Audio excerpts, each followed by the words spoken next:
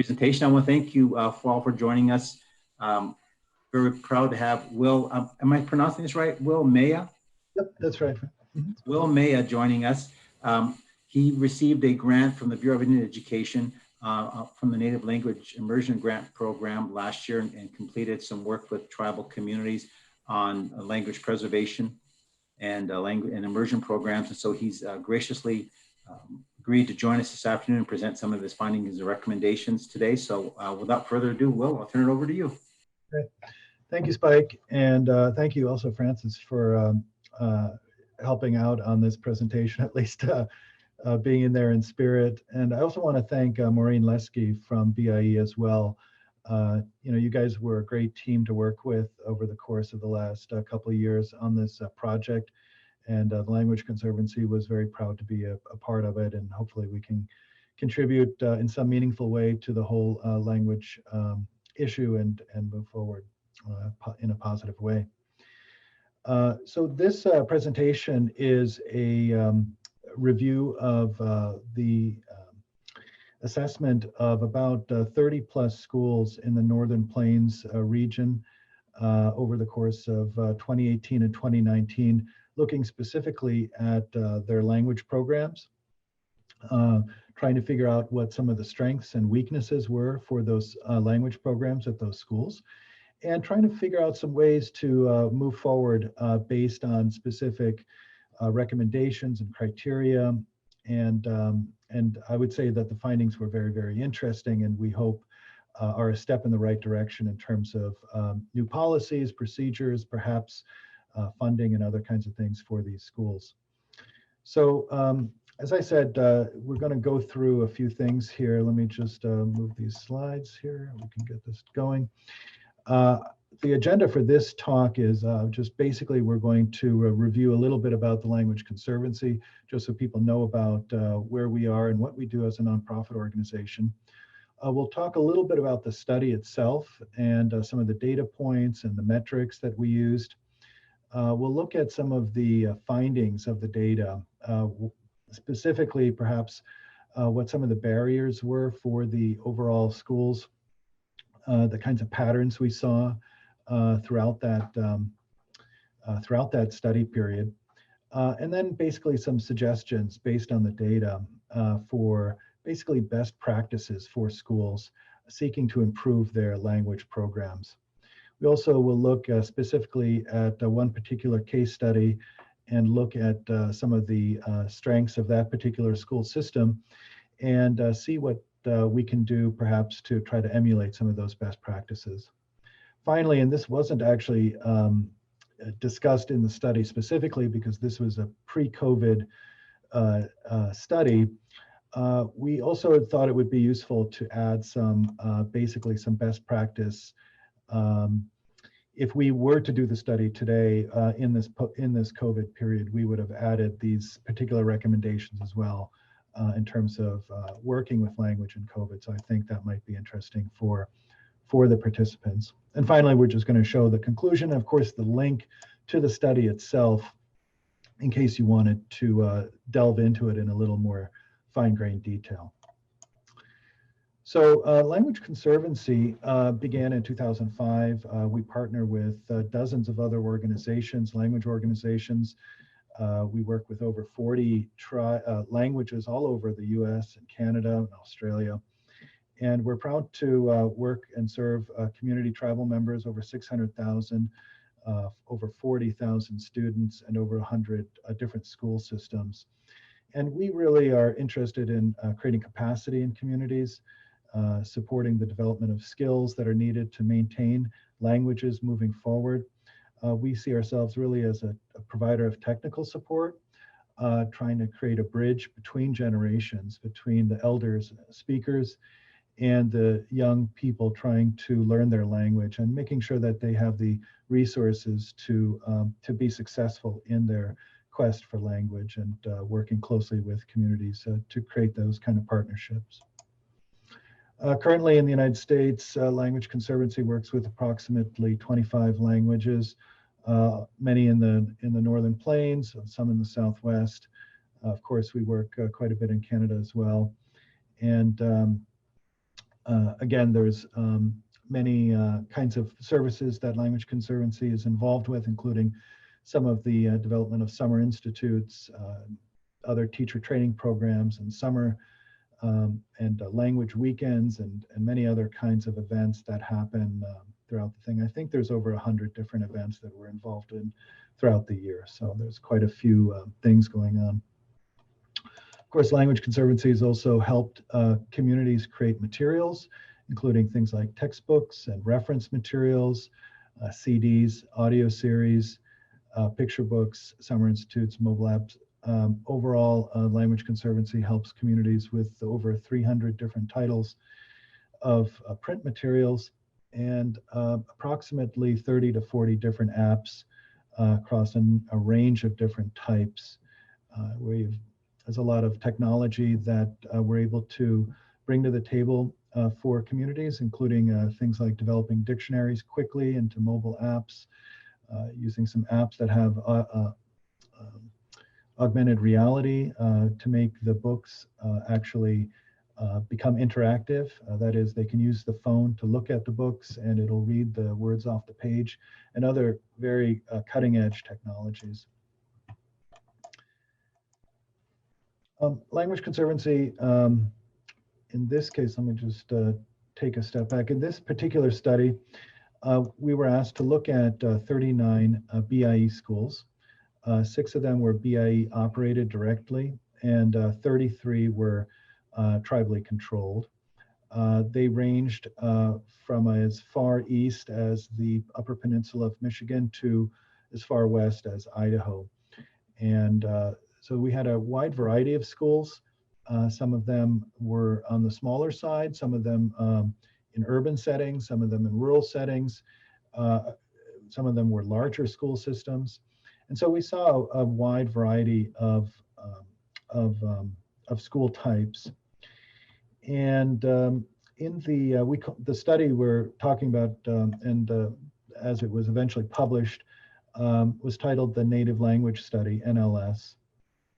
During that study, it was a mix of both qualitative and quantitative assessments. We interviewed over 100 individuals, collected data from 182 questions across 4 evaluation instruments, both a preliminary survey and individual interviews, community sessions, and classroom observations. From these instruments, we accumulated about 7,900 data points. And overall, we were trying to make sure that, and what we saw as well is that the BIE, the study itself aligned with the strategic direction of the BIE, which was the policy that seeks to ensure that all students will develop a knowledge and skill and behaviors to lead their sovereign nations to a thriving future through self-determination. And so that was, I think, the core of the study, and that basically led us and guided us throughout the course of the 3 to 4 months that we were out in the field doing these evaluations.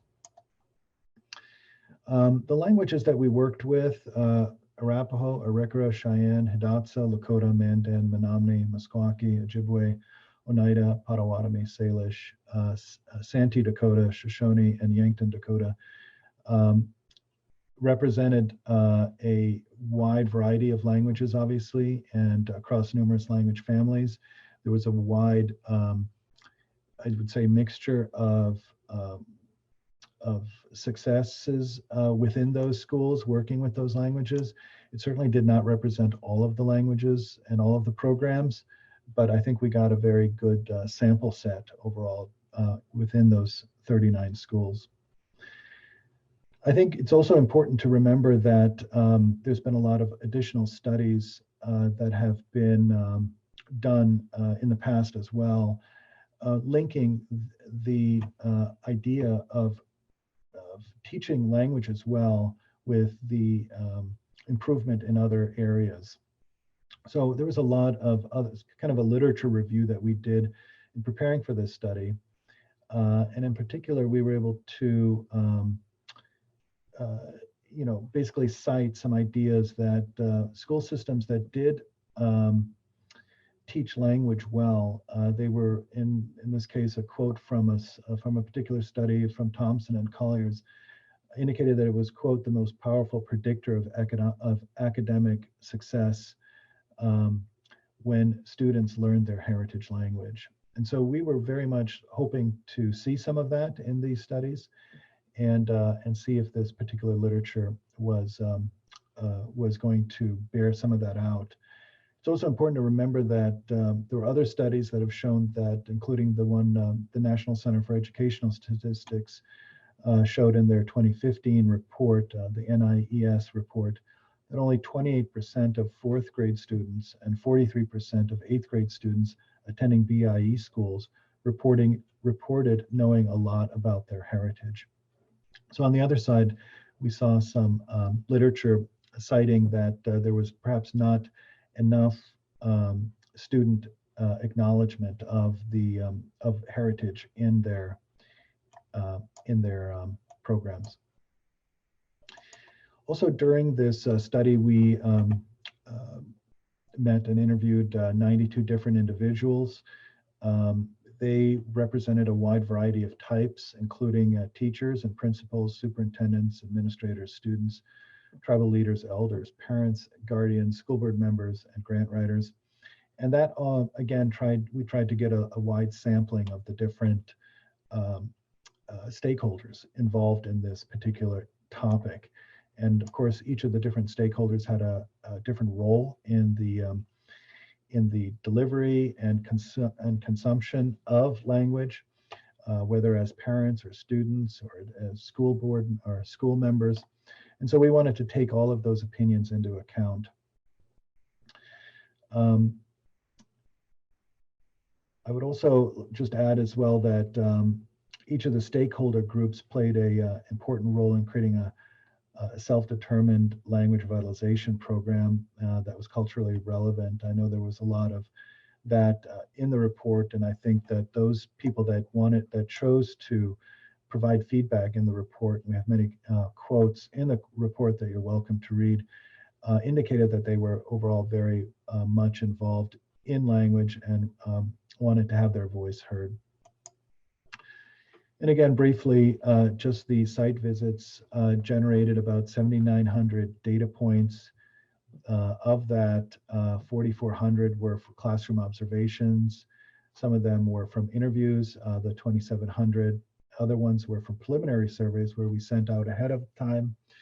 And then some of them were from the community sessions. These community sessions were open meetings, community meetings after school that parents were invited to attend and provide their feedback to see, to this report.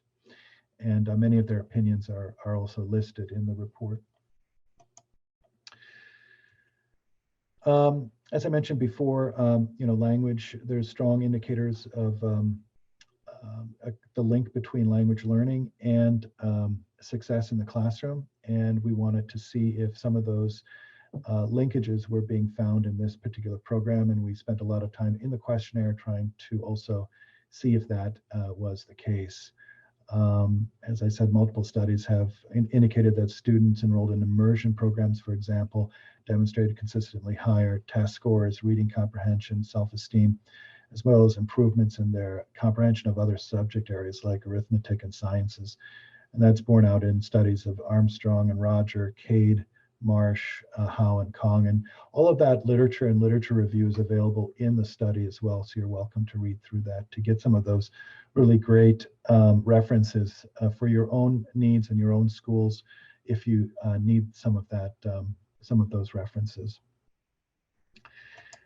Briefly as well, the native language success requirements that we identified through the surveys indicated that there were multiple levels of stakeholders.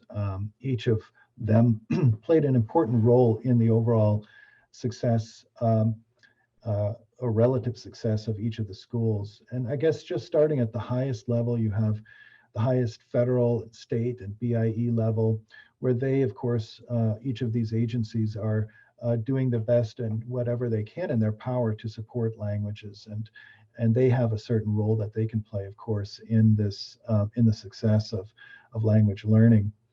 At the next level down, we were looking at tribes and tribal education departments and to see how well they were integrated with the federal and state level BIE, as well as the school boards and school administration. Of course, they have an important role to play in, leading and guiding the language revitalization efforts in their particular community. And I guess closer to to home is going to be the school boards, school administrators who, individually are very responsible for the amount of work that's being done on language and language policy and encouragement of language learning, teaching and learning in their schools. At the next level, of course, where parents and teachers each have an important role in the lives of students and are in some ways supported by the school boards and the school administration in their work. And we were very much interested in their opinions. And then the students themselves, the learners, and how involved they were in that. And then we also created a new category basically called language activists, because we know that there are young people, people of all ages who were involved with language, and they played an important role also in the relative success of language programs in communities, and we wanted to acknowledge them on there. So the overall study, as I said, looking at those 39 schools and those 7,800 data points, qualitative and quantitative, revealed a number of issues that were a clear pattern during those findings. And we just listed them out here as a way to try and begin the discussion on it. I'm not going to spend a lot of time on the barriers, because we were just much more interested in some of the solutions that we saw moving forward. But just briefly, again, the barriers were a lack of a strategic plan, either at the community level or at the school level, for revitalizing language, and quite often a very ad hoc approach to working with language. Schools, there was a lot of inconsistencies with the implementation of plans, if they did have one. And so this was one of the barriers clearly identified. Also, there was a lack of reference materials in some communities, that is to say, dictionaries and other kinds of materials that learners could rely on to really understand how the language is used, whether pronounced or perhaps any kinds of grammar that might be needed, especially for advanced learners. If they do not have the support of these kinds of reference materials, it's very difficult to do advanced work in the language and move beyond just some basic proficiencies. Overall, pedagogical materials were, and linked to that is basically a sequenced curriculum. There might have been a lot of worksheets in one community, but then nothing for advanced learners.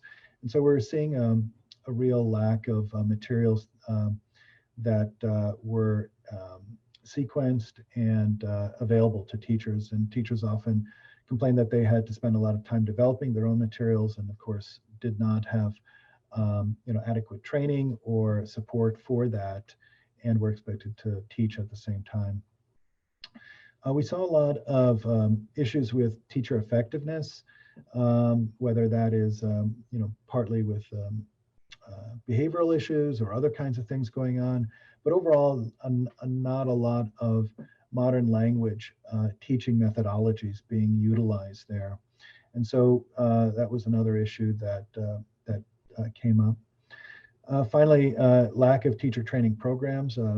Superintendents and administrators cited the fact that there weren't a lot of teachers, who were applying to schools for jobs, and second, there were not a lot of new teachers that they could, who were certified or had any kind of training in language teaching. That was becoming a big problem for them. And so they cited the fact that there were few teacher training programs, creating that pipeline for them and for their schools. Finally, secondly, there was some assessment issues. Some schools did do a pre and post test, others didn't. Administrators generally felt that there wasn't a strong sense of what was going on in their language programs. And so there was clearly some additional need for assessment. School standards was an issue. Some of the schools did not have a specific language standards, benchmarks, or a curriculum framework from which to work from for their teachers, and so that and it was another weakness that that was identified. Stakeholder expectations, some of were varied. Some of them were low, some of them were high. I think there was a lot of misalignment between schools, school boards, parents, and many of those things. So I think more communication would be needed there. Some communities didn't have any language activists, some had some. Again, there was often a misalignment there. Community support, again, some communities were very strong in support of language, some of them more tepid. We were clearly seeing that there was a relationship between community support and teacher and school effectiveness in teaching.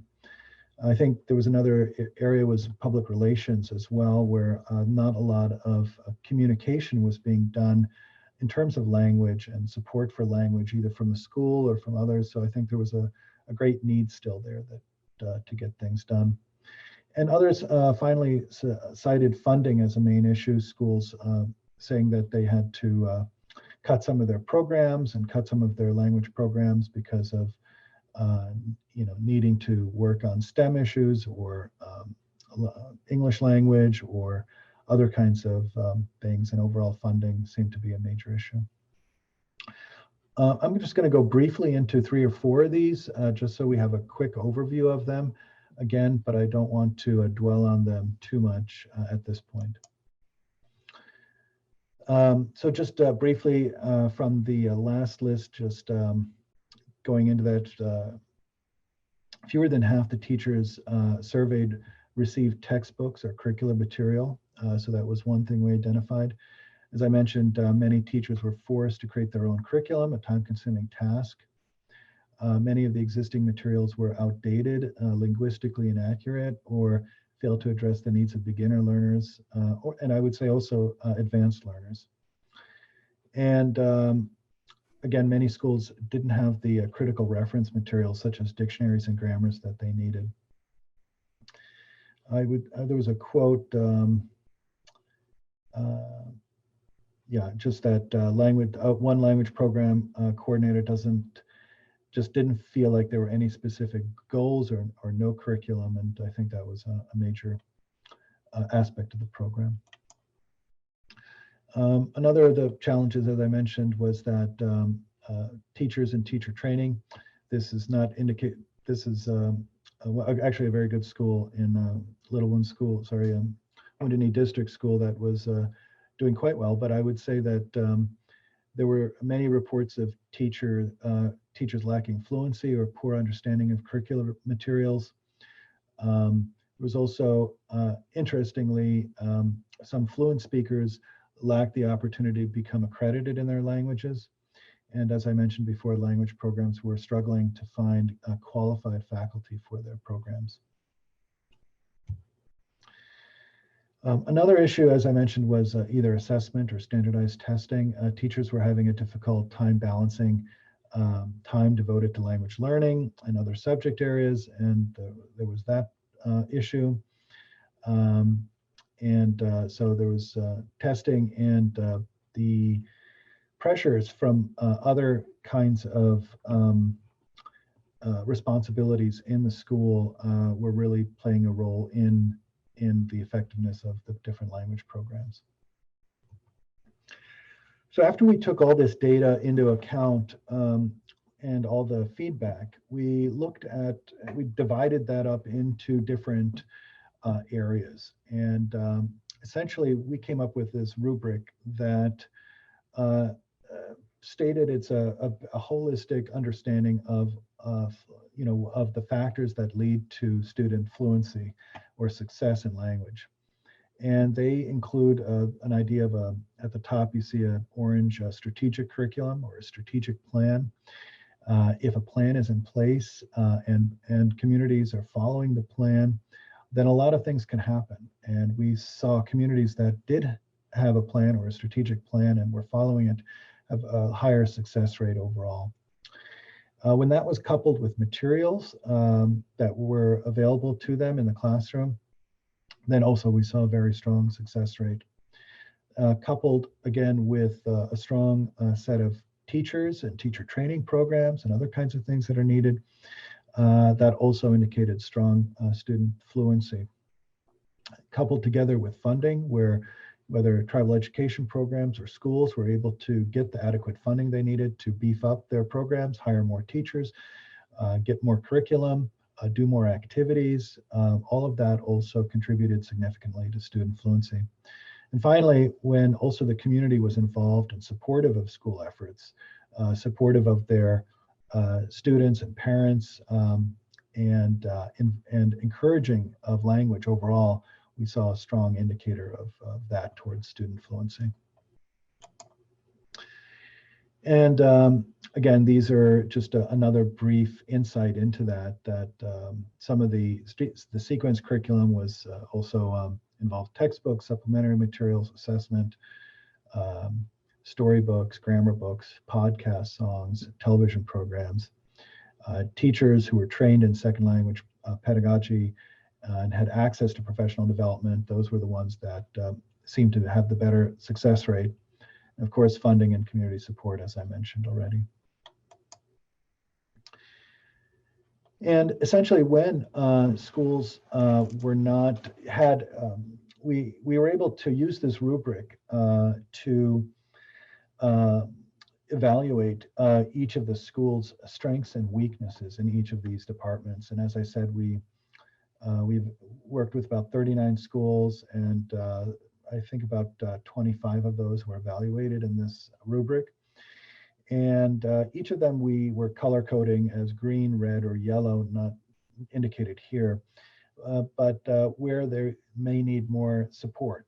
For example, a school might have a strategic plan, but maybe they don't have the materials, and maybe they might have some teachers, but they don't have funding or community support. And we tried to do a fair job of evaluating whether or not that was the case in each of these communities, and provide them some guidance or direction for where they should go with trying to improve their programs. So overall, our coming out of this study, we looked at each of these programs and tried to figure out what were some of the main pieces that we would recommend on. And I think right from the beginning, we saw a sequence curriculum as an important aspect. So textbooks that were sequenced, or even lesson plans, even if a community did not have textbooks, but just a solid sequence of materials, then they were going to develop those students beyond just the numbers and colors. That students were eventually going to be reading and writing and doing more complex activities in the language.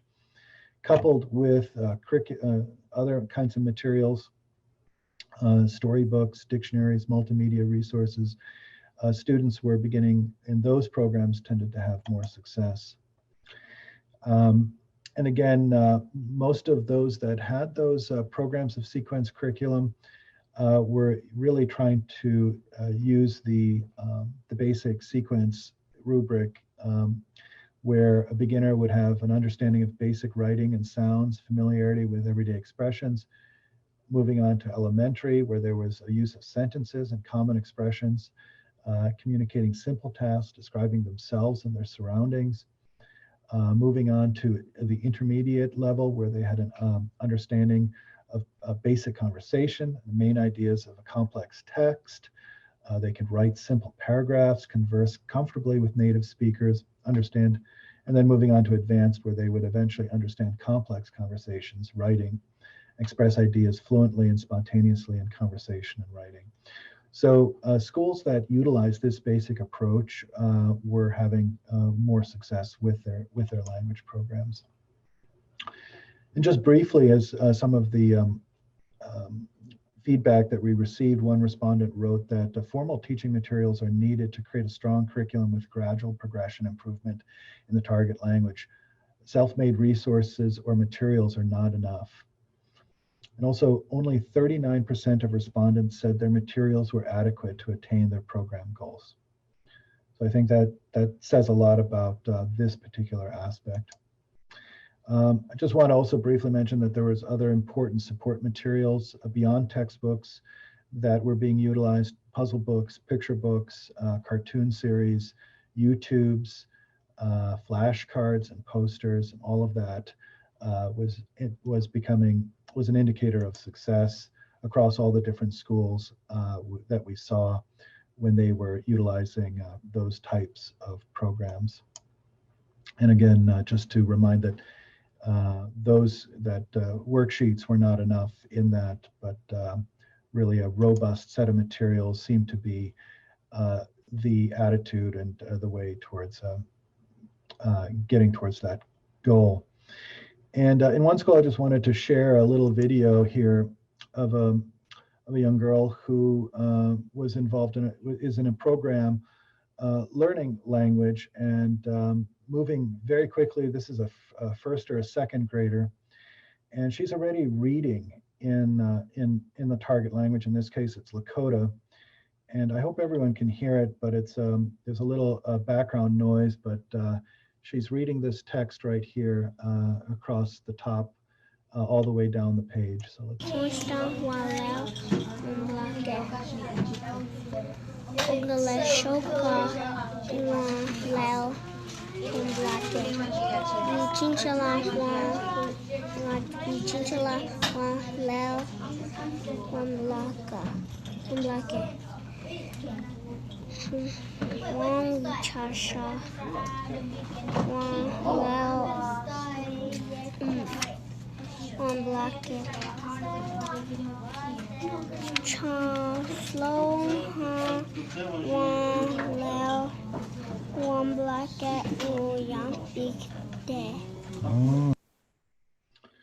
So again, I feel that that's a wonderful example of how sequence and eventually can lead to literacy, and how literacy can move eventually on to pronunciation, high proficiency level, and we hope fluency. And these are the kinds of steps that are needed, of course, in those schools to move forward with that. I'm going to just briefly move on to a couple other simple things, including the idea of reference materials. Dictionaries were being utilized in many schools to look up words, to learn from, and especially those that had access to audio versions of dictionaries. There was a lot of use of that in the learning process, and schools that didn't have those, didn't have the same often level of complexity in their language programs. Again, teachers were another major recommendation coming out of this, providing teacher training in the language to create a strong teacher core, I think was a universal a recommendation and a thing that we heard from superintendents and principals on. Especially in terms of also recertification and credits. They need systems for those teachers to maintain their certification during the entire process. And some of the programs, of course, had some teacher support as a part of this grant. In fact, some of the teachers were able to attend some of the summer institutes and receive some teacher training during that time. And but I think there was a clear need and interest in additional teacher training opportunities across many languages. And I know that there are many programs out there doing teacher training, summer programs, obviously Lakota and Crow, Mandan, Hidatsa, Arikara, and other programs, including Apache and others that are starting up now. And we found that these teacher training programs have become, really important vehicles for aligning the overall professional development, increasing capacity and expectations, and overall skill set, not just on the pedagogical side, but the linguistic side as well, being able to explain the language, to English-speaking students is critical for being able to move forward. And so we see a lot of that, and those teacher training programs reflecting on the success of those schools down the road. Another important indicator that we saw as a success rate was if the schools had sufficient number of contact hours in the native language. The overall measure that we found to be the I would say the bare minimum was essentially if schools were able to meet 5 times a week for at least 30 minutes or 4 times a week for 40 minutes. Those seem to be the bare minimums for maintaining good language usage. Of course, some schools only met once or twice a week, and those were not as, I think, adequate in terms of moving language forward. We found that language tends to be taught better and more successfully when there is more consistency, as in an everyday type lesson rather than once or twice a week. Of course, there needs to be adequate classroom space for language teaching, availability of students for learning and having those language materials for them. And also we saw some real strengths from programs that were let the students take the textbooks and other kinds of things home with them. So there was some kind of back and forth going on there. We already mentioned assessment programs as one of the other barriers, but we did see schools that were able to use assessment programs, and those were provided more transparency and clarity for not just students and parents, but also administrators to understand whether or not their programs were meeting the basic needs, that there's actually progress happening between the beginning of the year and at the end of the year. And so they're able to have that information and kind of move forward. And I think that's important for schools as they try to move beyond, just the basics of language teaching and into some of the more complex areas.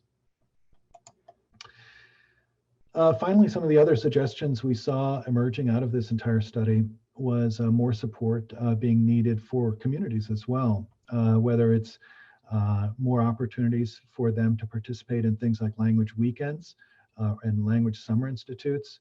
We've seen a strong shift from just the training of teachers who are interested in language to adult members of the community that also want to learn their language and get more involved in it. And I think when those community members do get involved, that it strengthens the overall program itself.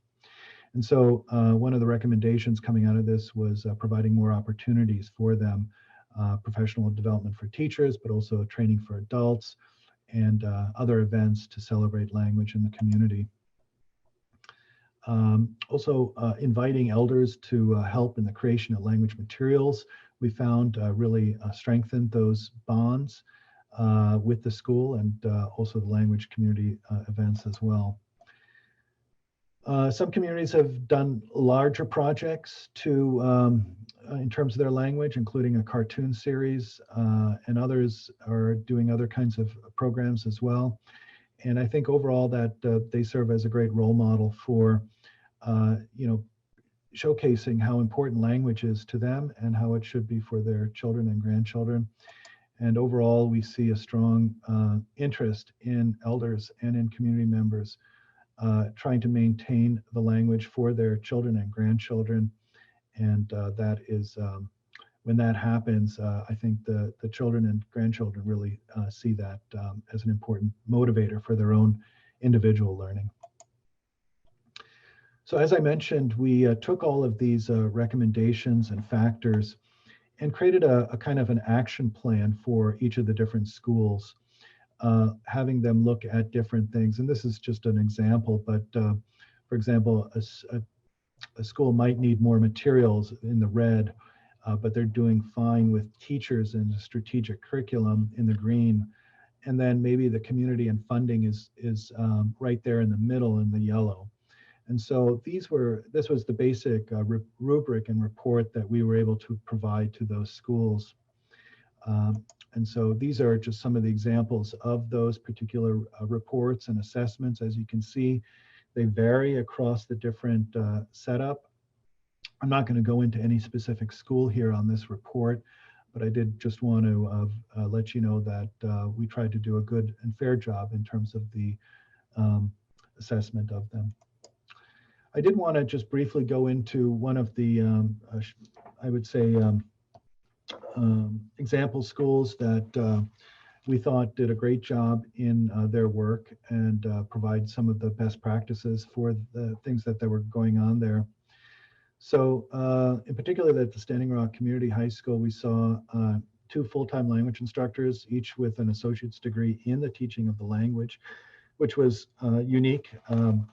Sitting Bull College there has a program for a language teacher training program that provides that degree, and so they had a great deal of training in that. Instructors also taught tribal government and culture. They were going to different summits and summer institutes. They were using a wide variety of communicative, audio, and differential instruction methods. They utilized a lot of internal and external curriculum materials, and were providing that to their students. Students could take the materials back home with them. They were able to address the dialectical differences in their community also successfully. So students that identified as Dakota, they were given Dakota versions of those materials, and so they didn't feel marginalized in any way. And there was language instruction was mandatory and is available 3 times a day for 53 minutes per class. And that was, I think that meant 4 per week rather.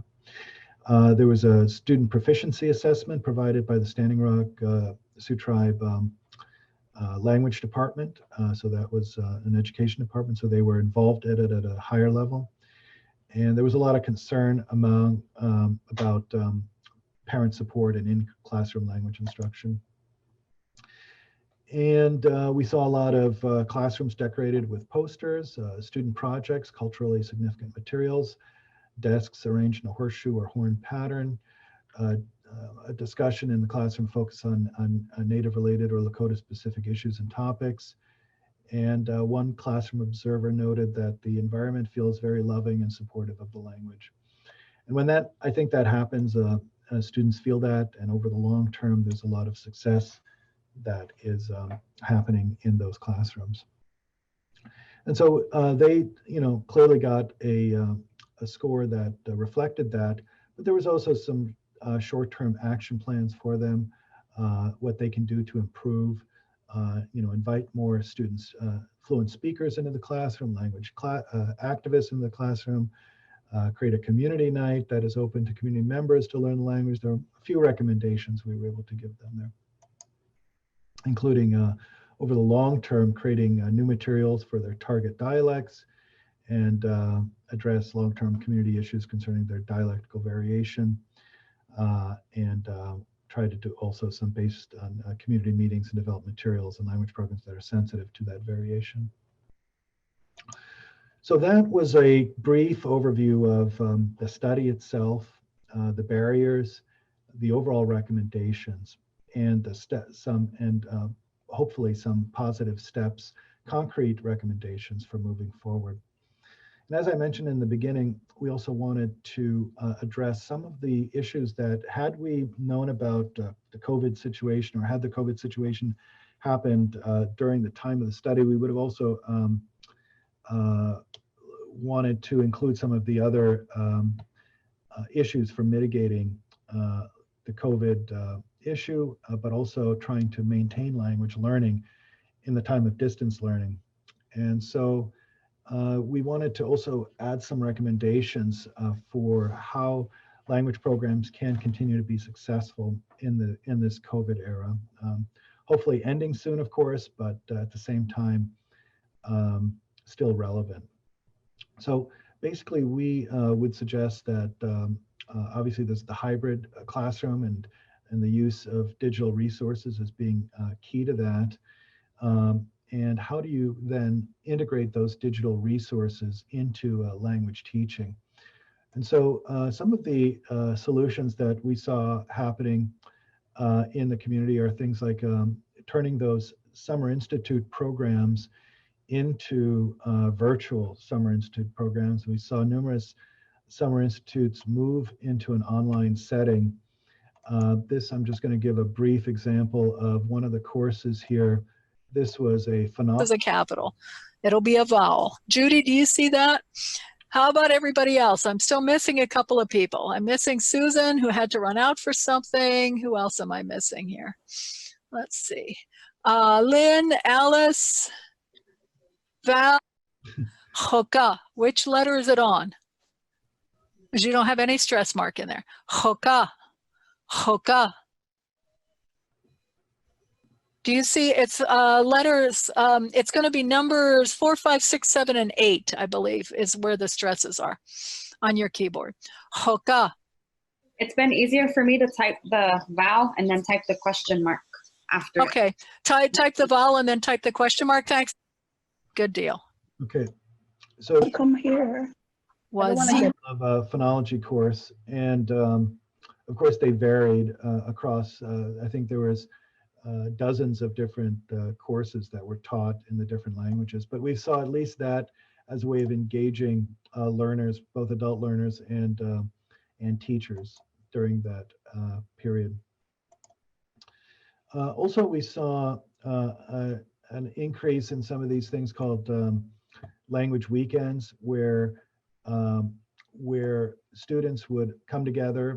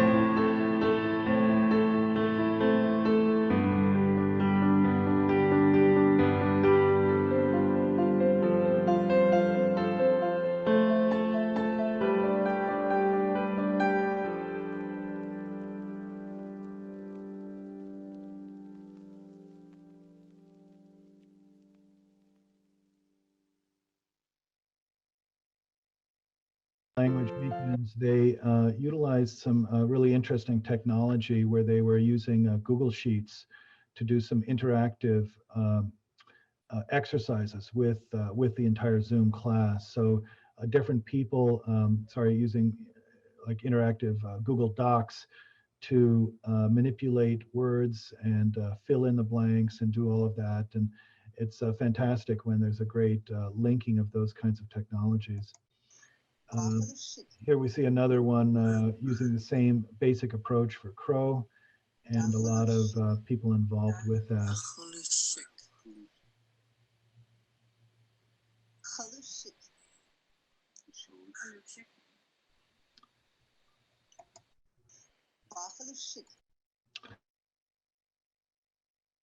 A lot of communities utilizing YouTube videos as well in their instruction. In this case, this is a community where they are using a Zoom class to watch a video that is reading a book, and then they essentially discuss that book.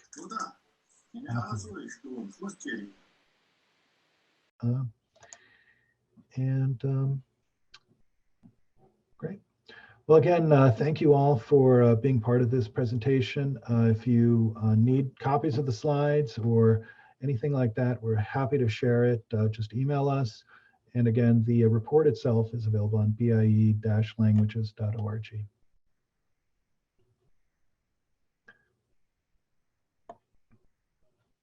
All right.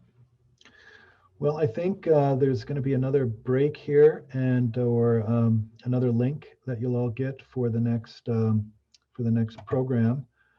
I'm just going to end this meeting, and again, feel free to email us with any questions. And it's been a real pleasure. There it is. I see it now. The bit.ly link, the link to the agenda should take you to the next link. So just go ahead and click on that one, and it'll automatically shut this program down.